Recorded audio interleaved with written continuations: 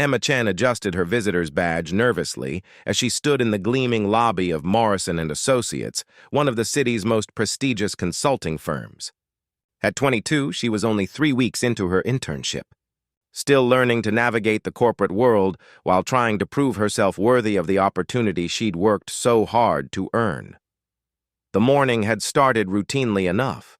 Emma was organizing files at the reception desk when she noticed a middle-aged man approaching the front entrance. He wore a well-tailored gray suit and carried himself with quiet dignity. But something in his hesitant manner as he approached the glass doors caught her attention. Behind the reception desk, Jessica Patterson, the firm's head receptionist, was engaged in what appeared to be an important phone call with a client. Her polished demeanor and years of experience made her the face of Morrison and Associates, someone who handled high-profile visitors with practiced efficiency. The man entered the lobby and approached the reception desk, but Jessica held up one finger in a wait-a-moment gesture while continuing her phone conversation. Emma watched as the man waited patiently, occasionally glancing around the impressive lobby with its marble floors and modern art. After several minutes, Jessica finished her call and turned to the visitor with her professional smile. "Good morning, how can I help you?" The man began to speak, but Emma immediately noticed something Jessica missed. His speech had the distinctive patterns of someone who had been deaf from birth or early childhood, and despite his clear efforts to communicate verbally, his words were difficult for Jessica to understand. "I have an appointment," the man said carefully, his pronunciation shaped by a lifetime of navigating a hearing world. 10:30 with Mr. Morrison. Jessica's expression shifted to barely concealed impatience. "I'm sorry, sir, I'm having trouble understanding you. Could you speak more clearly?" Emma felt her heart sink as she watched the man's shoulders tense with the familiar hurt of being misunderstood. She had grown up with a deaf uncle and recognized the signs immediately. Without thinking, Emma stepped forward from her position near the filing cabinets. She caught the visitor's attention and began signing in American Sign Language. "Good morning," Emma signed with a warm smile. "I'm Emma, an intern here. You have an appointment with Mr. Morrison?" The man's entire demeanor transformed. His face lit up with relief and gratitude as he responded in fluid ASL. "Yes, thank you so much," he signed back. "I'm David Kim. I have a 10:30 appointment to discuss accessibility consulting services." Emma turned to Jessica, switching back to spoken English. "Jessica, this is Mr. David Kim. He has a 10:30 appointment with Mr. Morrison regarding accessibility consulting services." Jessica looked bewildered. "How did you know what he was saying?" "Mr. Kim is deaf," Emma explained simply. "He communicates in American Sign Language." What Emma didn't notice was that Richard Morrison himself had stepped out of the elevator and was watching the entire interaction from across the lobby. At 55, the CEO of Morrison and Associates had built his reputation on understanding people and reading situations quickly. He had been coming to personally greet Mr. Kim. Having researched the renowned accessibility consultant extensively before their meeting, Morrison observed as Emma continued to facilitate the conversation between Jessica and Mr. Kim, serving as an interpreter with natural ease and genuine warmth. He watched her sign with fluency and comfort, treating Mr. Kim not as someone with a disability, but simply as another valued visitor to their firm. "Mr. Kim," Emma signed. "Mr. Morrison should be available shortly. Would you like to have a seat? Can I get you coffee or water?" "Coffee would be wonderful," Mr. Kim signed back. "Thank you for making this so comfortable. It's not often I encounter someone who signs so naturally in a business setting." Emma smiled as she moved to prepare coffee. "My uncle is deaf, so ASL was my second language growing up. I'm just glad I could help." Morrison stepped forward, having decided to approach rather than continue observing. "Mr. Kim," he said, extending his hand while making sure he was in Mr. Kim's line of sight. "I'm Richard Morrison. Welcome to our firm." Emma began to step forward to interpret, but Morrison surprised everyone by signing a simple greeting himself. His ASL was basic but sincere.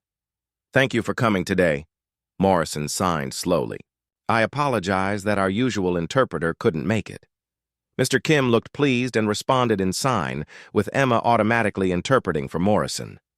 Mr. Kim says he's impressed that you took the time to learn some sign language, and he appreciates your consideration in scheduling this meeting. Morrison nodded, then looked at Emma with genuine curiosity. Emma, I didn't know we had someone on staff who was fluent in ASL.